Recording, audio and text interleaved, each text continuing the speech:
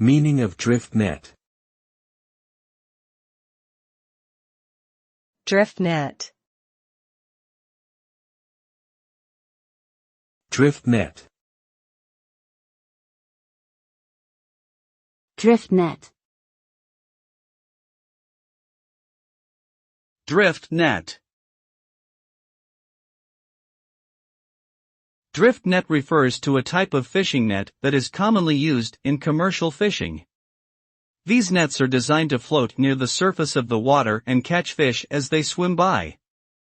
However, drift netting has been found to be highly damaging to marine ecosystems, as it can also trap and kill non-targeted species, including dolphins, sea turtles, and sharks. As a result, many countries have banned or heavily restricted the use of large-scale drift nets in their waters.